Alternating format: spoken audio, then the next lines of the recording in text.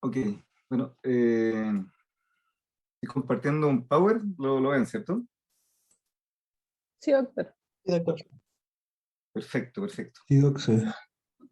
Ya vamos a empezar a ver este tema que puede ser un poquito escabroso, a lo mejor no tan sencillo, pero igual es útil saber un par de cosas porque algunas pacientes están en riesgo vital, ¿cierto? Por apremio ventilatorio. Así que es bueno conocer algunos conceptos, no en detalle, pero algunas cosas generales. Recording in progress. Bueno, vamos a hablar entonces de debilidad aguda, que se trata de un conjunto de patologías bastante diversas y que se presentan en general, ¿cierto?, con algún grado de tetraparesia, ya en las extremidades inferiores, superiores, el paciente no puede caminar y que después puede progresar con un eventual compromiso respiratorio y obviamente eso ser muy, muy grave para el paciente. Hay varias patologías, algunas menos comunes, más comunes, y como ya hemos visto en otras enfermedades a lo largo de este curso de neurología, hay que ir en forma escalonada, primero descartando lo más común y lo más fácil de tratar, o lo más rápido, por decirlo de alguna forma, y después ir a las cosas más complejas. Entonces hay varias causas, metabólicas, estructurales, musculares, unión neuromuscular, tronco, la asta anterior de la médula. ¿Qué es lo que uno trata de hacer en la urgencia? Ir de a poco, ir descartándolo más rápido. Por ejemplo, el principal examen de entrada es el potasio, porque la parálisis discalémica es muy fácil de detectar porque es solamente ver cómo está ese electrolito, en general. ¿Eh? Y lo otro que uno siempre quiere descartar en la urgencia es que no haya algún problema estructural, o sea, que el paciente no tenga alguna lesión medular. Después uno ya se pone a pensar, oye, ¿tendrá una miopatía? ¿Tendrá un Guillain-Barré? ¿Tendrá una miastenia grave? Siempre hay que ir escalonadamente, no irse al tiro, pensar en un Guillain-Barré y que en el camino, ¿cierto?, algo tan sencillo de diagnosticar como una hipocalemia se te pasó. Aparte de lo variado de este cuadro, o por lo mismo, es muy importante saber el contexto del paciente, porque hay ciertas cosas, ciertas situaciones clínicas que te van a orientar. Por ejemplo, si el paciente tuvo una infección gastrointestinal, eso se asocia a los 4 o 5 días con el inicio de una debilidad, eso podría ser un Guillain-Barré, porque hay una asociación con gastroenteritis con el Campylobacter jejuni. También el tema de haber sido vacunado se puede relacionar, es un poco controversial, pero se puede relacionar con Guillain-Barré. Si es un paciente que tiene VIH, también se podría relacionar con ciertas patologías. Si tiene patología autoinmune como el lupus, también se puede relacionar, por ejemplo, con polimiositis o dermatomiositis. Si tiene dolor durante el ejercicio, alguna miopatía metabólica, etcétera. O sea, igual uno tiene que estar atento como al contexto porque te pudiera orientar de entrada por qué el paciente tiene esa debilidad. Y lo otro, cierto, que hay cierto fármaco o sustancias que también te orientan. Ya aquí lo más común, no sé si lo más común, pero lo que siempre hay que preguntar, especialmente en lugares que son agrícolas, acá en Talagante, por ejemplo, es una de las preguntas obligatorias, y me imagino que en regiones también, en la medida en que llegan trabajadores agrícolas al hospital, es el tema de la intoxicación por órganos fosforados. Que pudiera dar ciertos cuadros de debilidad tóxico. ¿Ah? Pero aquí hay una larga lista, ¿cierto?, de otros medicamentos. Los diuréticos, por ejemplo, podrían dar una parálisis hipocalémica si están dados en exceso. Y el otro concepto importante es que hay medicamentos a lo mejor que no provocan debilidad, pero que sí pueden descompensar, por ejemplo, un paciente con miastenia gravis, especialmente los relajantes musculares. ¿Bien? Lo otro que también se ocupa mucho y que está en diagnóstico diferencial de miopatía son las estatinas. ¿Ya? Así que ojo con esto. O sea, hay que conocer un poquito cuáles son los antecedentes del paciente y siempre interrogar qué medicamento o qué sustancia estaba expuesto. Hay cierto perfil, por ejemplo, el perfil muscular, generalmente son pacientes que tienen compromiso proximal, por sobre el compromiso distal, y el perfil muscular generalmente es solo eso, síntomas motores. el perfil de la unión neuromuscular es un perfil que da tanto debilidad proximal como distal, pero lo principal es que el paciente tiene fatigabilidad, o sea, despierta más o menos bien y a lo largo que pasa el día se va cansando cada vez más, que es la clásica historia de la miastenia gravis. ¿Ya? El perfil neuropático es un perfil que va de distal a proximal, o sea, primero se compromete, ¿cierto?, los brazos, las piernas y después hacia el tronco y la zona central axial. Y también tienen ciertos síntomas sensitivos y en el Guillain-Barré también hay síntomas autonómicos.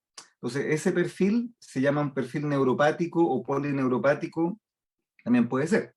Entonces, cuando llega el paciente, uno va como tratando de independiente de los exámenes que yo sé que voy a pedir, igual tratar de colocarme en alguno de estos perfiles. Ojo que hay algunas causas de debilidad que son centrales, pero son súper poco comunes, muy excepcionales, y generalmente tienen síntomas centrales. Por ejemplo, un paciente con infarto cerebral en ambos hemisferios, por ejemplo, porque tiene una fuente cardíaca que está mandando coágulo, el paciente va a tener afasia, va a tener una apraxia, va a tener cosas centrales que te van a orientar. Porque en general la debilidad aguda, periférica, es rarísimo que sea, ¿cierto?, por alguna lesión central, repito. Lo otro que hay que tener mucho ojo son las lesiones medulares. Esto sí, siempre uno en la urgencia trata de descartarlo, y cuando más se sospecha, cuando el paciente tiene tetra o paraparesia, cuando hay nivel sensitivo y compromiso esfinteriano. Ahí es súper importante descartar lesiones de médula. O sea, si tienes esa tríada, especialmente el nivel sensitivo, sí o sí hay que ir a descartar lesión medular. Y ojo que un escáner, porque muchas veces hemos visto de que se le hace un escáner al paciente, un escáner de columna, para descartar una lesión medular y dice, no, escáner normal, así que se descarta. Ojo de que si el paciente tiene la clínica y el escáner es normal, hay que seguir investigando, porque hay muchas lesiones de médula que no se ven en el escáner y que sí se ven en la resonancia.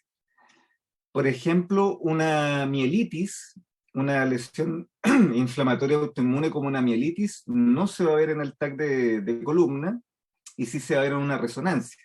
¿Ya? Una lesión tumoral también no se va a ver para nada, ¿cierto?, en un TAC de columna muchas veces y sí sale en la resonancia. Entonces, ojo con eso, de que si la clínica lo requiere y el paciente tiene esta sospecha, un TAC de columna no descarta, hay que seguir con la resonancia. ¿Ya? Bueno, por supuesto que es muy importante el examen físico, tanto el hemicuerpo izquierdo como derecho, y lo otro que es muy importante, los músculos proximales versus los músculos distales. Entonces hay que ver cómo está la fuerza de las manos, del antebrazo, pero también ver cómo está la fuerza del deltoides, por ejemplo. Siempre hacer esta comparación por los distintos perfiles. Lo otro que es muy importante, el compromiso autonómico, ver si está con alguna arritmia, ver si está con globo vesical, por ejemplo, ver si está con alguna otra alteración, y por supuesto el compromiso respiratorio. Si el paciente tiene una espirometría numérica de bajo 15, es muy sugerente de que pudiera caer en necesidad de ventilación mecánica. La tos, si es una tos poco efectiva, también. Dismacesia, si está presente, significa de que el paciente no tiene fuerza en la mandíbula. Eso también es para preocuparse. Si tiene cefaloparesia, o sea que tiene caída la cabeza y le cuesta levantarla, también es para preocuparse. Y la rinolalia o von nasal con escape nasal también, todos estos son elementos, ¿cierto?, que yo me voy fijando porque pudiera ser un paciente que mientras lo estoy examinando ya sé de que voy a necesitar una cama crítica para su manejo. ¿Y cuáles son los exámenes de entrada? Aquí lo más importante son los electrolitos. Lo otro, ¿cierto?, que es muy importante, la creatinina, por si tuviera, por ejemplo, elevada la CK. Ojo que la elevación de la CK puede dar falla renal, entonces es muy importante tenerlo. Los electrolitos, la CK, la creatinina, la función hepática. Si es posible, porque sabemos que en la urgencia no podemos tener pruebas tiroideas ni podemos tener hemograma, pero cuando se pueda hacer, que se solicite, para también tener algunos diagnósticos diferenciales, cuando se pueda. pero en la urgencia lo principal es tener la CK, es tener los electrolitos y la función renal. Y si yo detecto que el paciente tiene una hipercalemia o hipocalemia, por supuesto, un electrocardiograma, porque puede que el paciente no se muera de la debilidad, pero sí puede hacer una arritmia y fallecer por eso. Una vez que ya ha pasado como esos exámenes de la urgencia, que son los más básicos, y que, ojo, de que si tiene nivel sensitivo hay que agregar estudio de columna, ahí hay un segundo punto o segunda línea de exámenes que ya tienen que ver para ver si es una miastenia gravis, un Guillain-Barré o algún otro tipo de cuadro, ¿cierto? Y ahí se agrega la electromiografía, se agrega el test de hielo, se agrega el test de Tensilon, se miden anticuerpos, eventualmente se diagnostica una miastenia gravis, si es que hay una miopatía se puede hacer una biopsia, etcétera.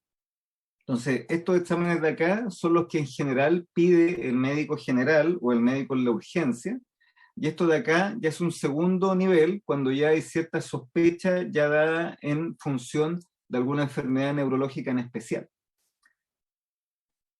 Insisto, ¿cuándo yo voy a sospechar mielopatía? Cuando el paciente tiene tetra o paraparesia, compromiso esfinteriano a nivel sensitivo, y hay distintos perfiles. Están los perfiles de médula anterior, médula posterior, síndrome de cola de caballo, de cono medular. Eso va a depender del caso. Pero por favor grábense esta tríada que es absolutamente de sospecha de lesión medular, ¿ya? Generalmente cuando hay un infarto medular da un compromiso más de la médula anterior. Entonces el paciente predomina en los síntomas motores.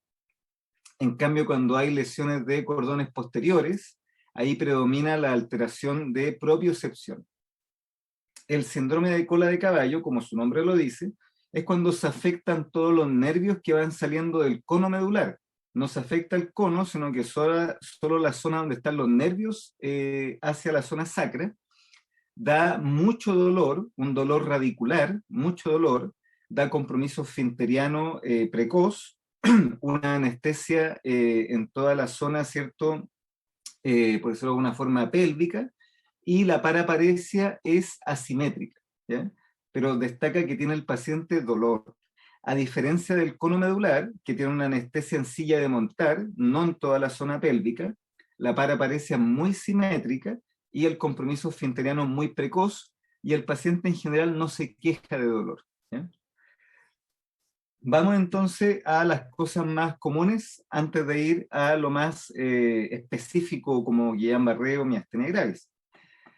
La parálisis hipocalémica es relativamente frecuente de ver, generalmente se desencadena por ingesta de carbohidratos y se da más en hombres jóvenes, y tienen una predisposición que recurre en el tiempo. Hay una variante autosómica dominante, por lo que siempre hay que preguntar si tiene algún antecedente familiar, y se producen alteraciones de los canales de calcio, ¿cierto? Que al producirse esta alteración hay una despolarización permanente de la comunicación, ¿cierto?, neuromuscular, y al bajar el potasio, ¿cierto?, se inhibe la excitabilidad, y eso hace que el paciente tenga la debilidad. ¿Qué es lo importante desde el punto de vista clínico? Que es un hombre que es joven, que probablemente tuvo un cuadro previo, porque esto recurre. Generalmente las crisis pueden durar 2 horas, 4 horas, pero no mucho tiempo más. Es raro que dure un par de días, por ejemplo. Generalmente no hay dificultad respiratoria, hay respeto de los pares craneales, no hay alteración sensitiva, y aquí el principal riesgo, ¿cierto?, es que por la hipocalemia pueda tener alguna arritmia. Así que ojo con eso.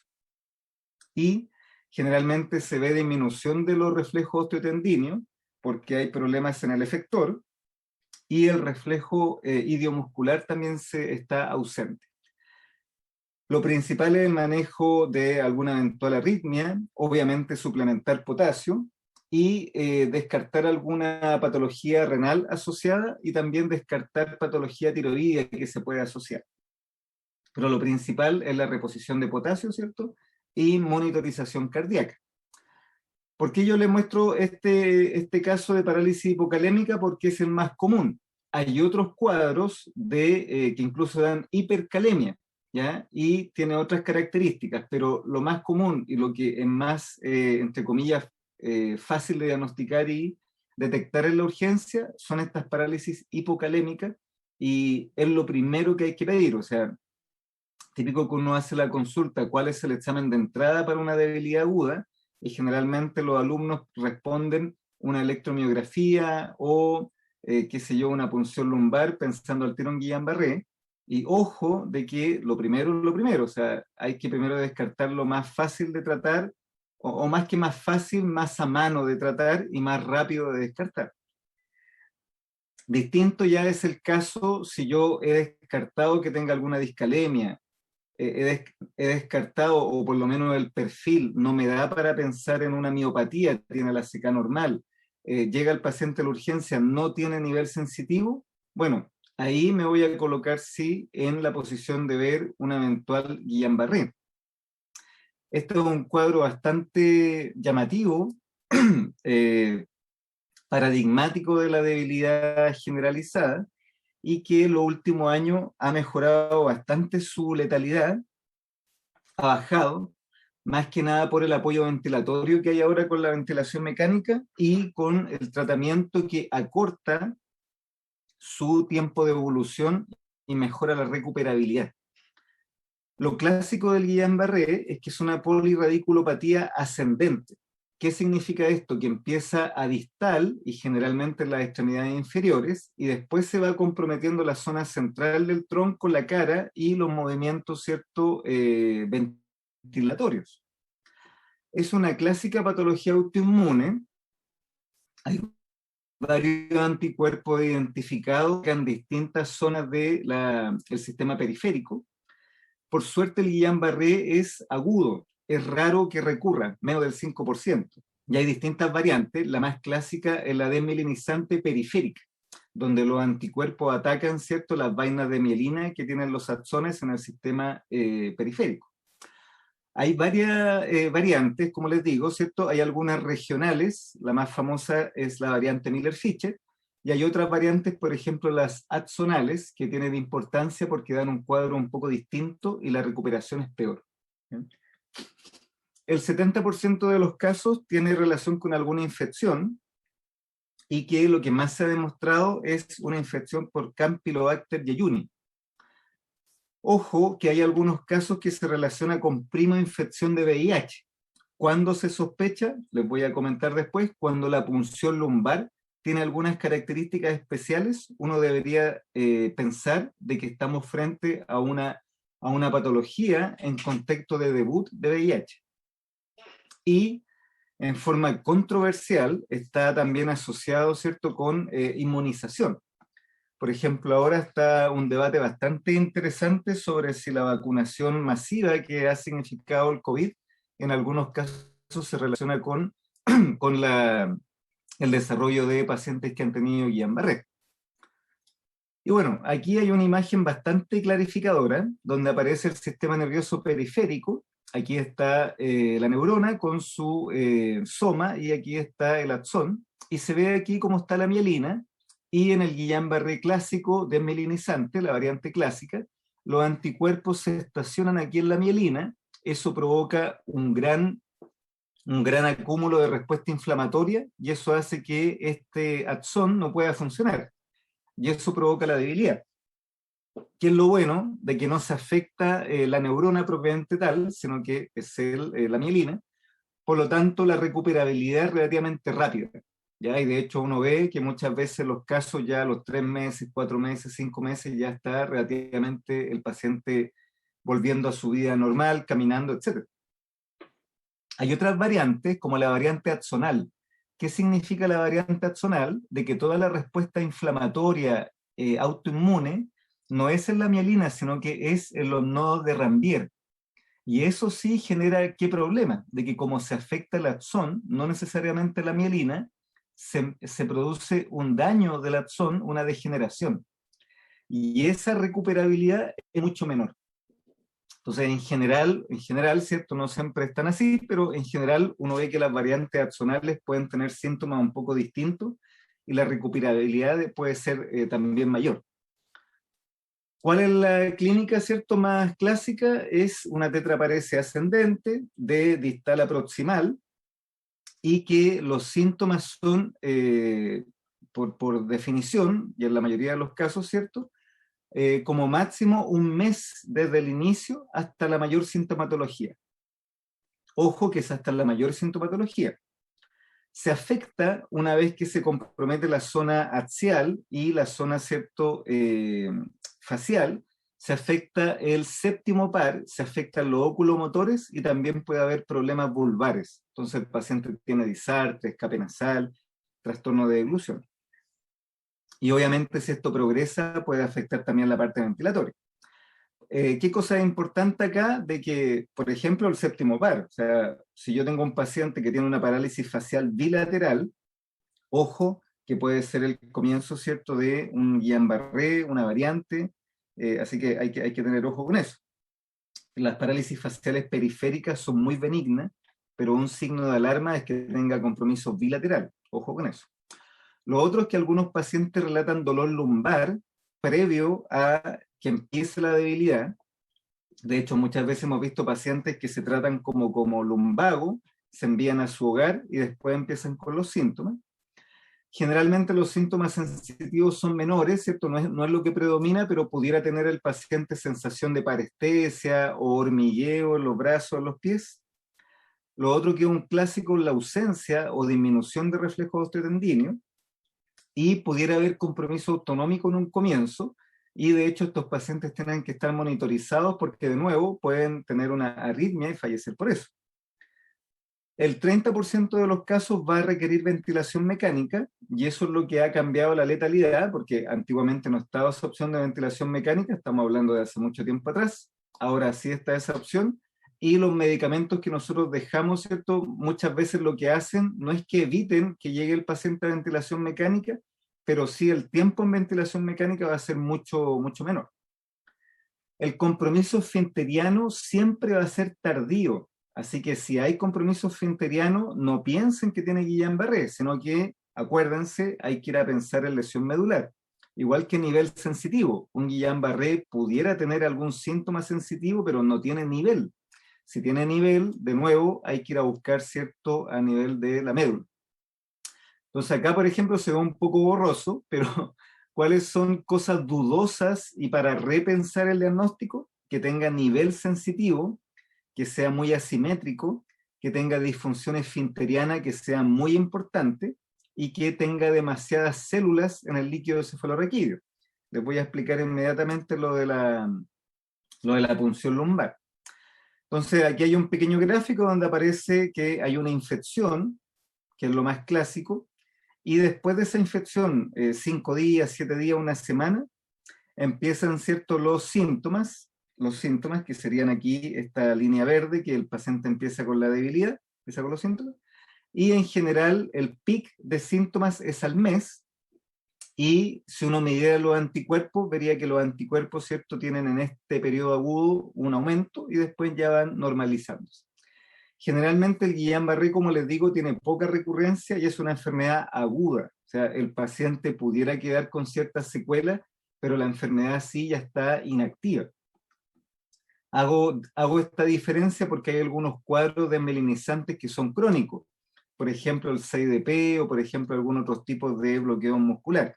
Pero en este caso el Guillain-Barré es agudo.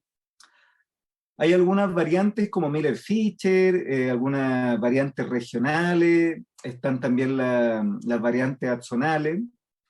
Como les digo, lo más importante aquí es tratar de recordar las variantes axonales, que su mecanismo de acción es distinto, su etiopatogenia es distinto, y de las variantes lo más común es el Miller-Fischer, ya que vamos a ver un caso de Miller-Fischer que tuvimos, ¿cierto?, que me tocó ver en el Hospital Barro Luco, y ahí tengo unos registros para poder verlo más en detalle, pero generalmente el paciente se presenta con ataxia, se presenta con oftalmoplegia y arreflexia. ¿Ya? Aquí el paciente puede caminar, pero tiene mucho compromiso en propiocepción, mucha ataxia, entonces le dificulta caminar por eso, no por falta de fuerza.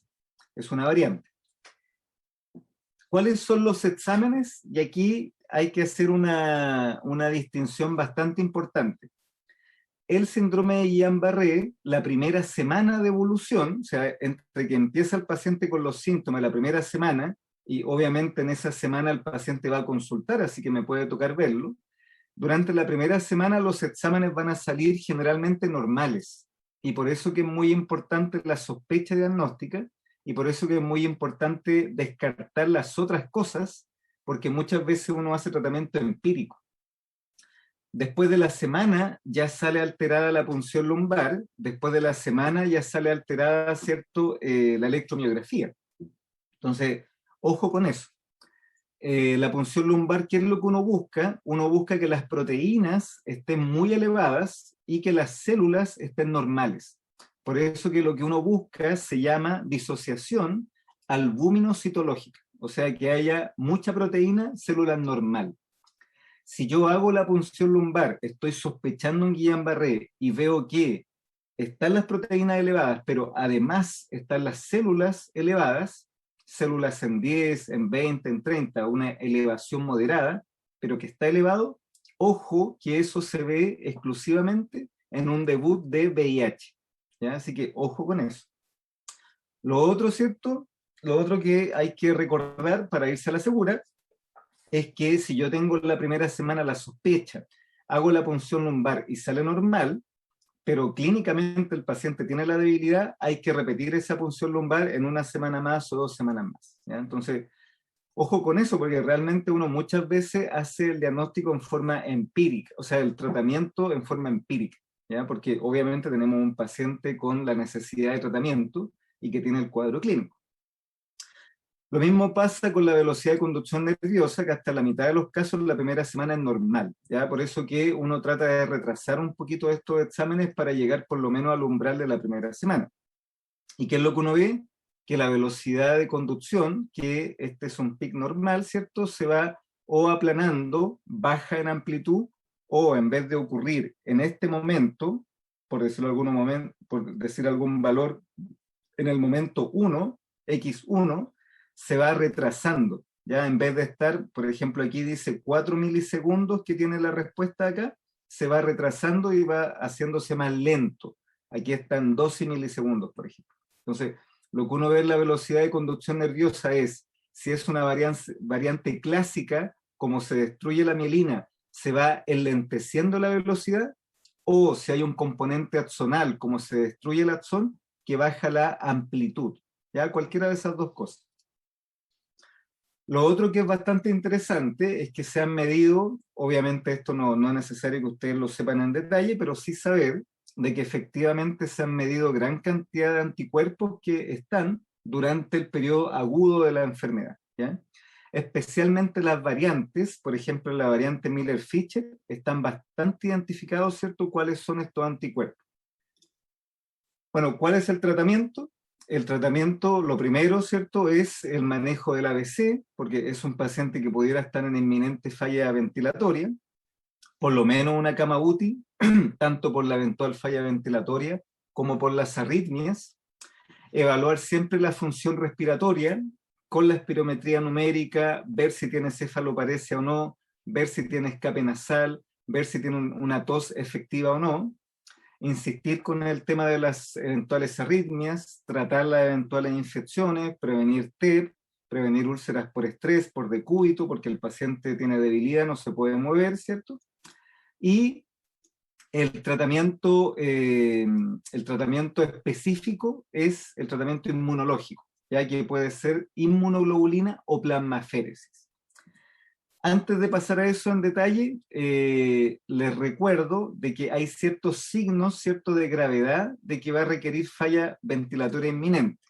Lo que más nosotros ocupamos es la espirometría numérica menor a 15, que consulte la primera semana, que tenga una rápida progresión, o sea que de un día para otro ya no pueda caminar, por ejemplo, que llegue ya con paresia facial bilateral o con disfunción vulvar, que tenga cefaloparesia o rinolalia, ¿ya?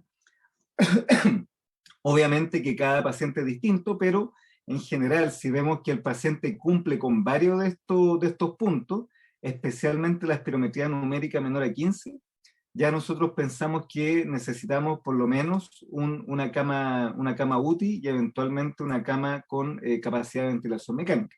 ¿Bien?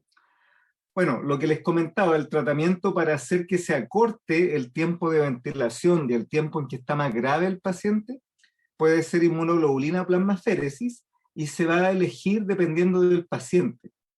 No hay, bueno, dependiendo del paciente y de la disponibilidad en el centro en el que estoy trabajando. O sea, si yo estoy en un hospital que no tiene inmunoglobulina, bueno, obviamente lo que hay es plasmaféresis. Pero teniendo los dos tratamientos, uno lo elige más que nada según el paciente. ¿Ya? Los 2 días, o sea, los dos tratamientos tienen una muy buena respuesta, tienen una buena evidencia. No hay una gran superioridad de uno por sobre el otro. La inmunoglobulina tiene algunos detalles, por ejemplo, siempre hay que pedir antes niveles de IgA, porque hay algunos pacientes que tienen anticuerpos contra IgA, así que hay que asegurarse de que no hay ningún riesgo de anafilaxia. Y tiene algunos efectos secundarios como cefalea, fiebre, incluso se ha descrito meningitis aséptica. Pero la verdad que esos son porcentajes bastante menores. Antiguamente uno de los problemas era que tenía un alto costo, entonces no todos los hospitales estaban, pero hoy en día la verdad es que yo creo que eso ya no sería un problema. Generalmente se prefiere cuando hay pobres accesos venosos. ¿Por qué? Porque la otra contrapartida, que es la plasmaféresis, requiere grandes cambios de volumen. Entonces, cuando yo veo que el paciente tiene problemas en ese sentido, claro, se prefiere la inmunoglobulina. Es más fácil de entregar la inmunoglobulina, requiere menos aparataje técnico que la plasmaféresis también. Y se ha descrito que cuando hay formas axonales, disautonomía marcada, paciente con VIH, podría tener una mejor respuesta. ¿Ya? Pero le insisto, tanto la inmuno como la plasmaféresis tienen respuestas bastante similares. ¿Cuándo se podría privilegiar la plasmaféresis? Cuando hay muy buenos accesos venosos y cuando hay, por ejemplo, algunas cosas muy específicas como embarazo, déficit congénito de IgA, insuficiencia cardíaca, que sea importante, etcétera. Pero les vuelvo a insistir de que tanto la inmunoglobulina como la plasmaféresis tienen muy buena respuesta y en general, por ejemplo, nosotros en el Hospital Barros Luco, por un tema de el aparataje técnico de los accesos venosos, que son mucho más sencillos con la inmunoglobulina, preferimos ocupar inmunoglobulina. Ahora, ojo de que si yo le doy inmunoglobulina al paciente y el paciente no tiene una respuesta adecuada o quiero dar un segundo pulso de tratamiento, lo ideal es que yo pase inmunoglobulina y lo segundo que haga sea otra inmunoglobulina, un segundo pulso. Porque si después de la inmunoglobulina hago plasmaféresis, le estoy quitando la inmunoglobulina al paciente. Así que ojo con eso, de que si empiezo con inmunoglobulina, un segundo pulso de tratamiento sería con inmunoglobulina, ¿ya? Y si ahí falla, ahí eventualmente podría pasar a plasmaféresis. Bueno, actualmente la letalidad baja, por suerte, tiene poco nivel de recurrencia, y lo que yo les comento de no dar plasmaféresis después del inmuno, porque ahí estaría retirando la inmunoglobulina, ¿ya? Entonces, vamos a dejar esta primera parte hasta acá, ¿cierto? Vamos a ir a la segunda parte ya con cuadro de la unión neuromuscular. Recording stopped. Queda muy poco tiempo, entonces voy a abrir otro Zoom para poder digerir un poco todas las cosas que comenté y podamos tener preguntas sobre esta primera parte. ¿Ok? Ya, doctor.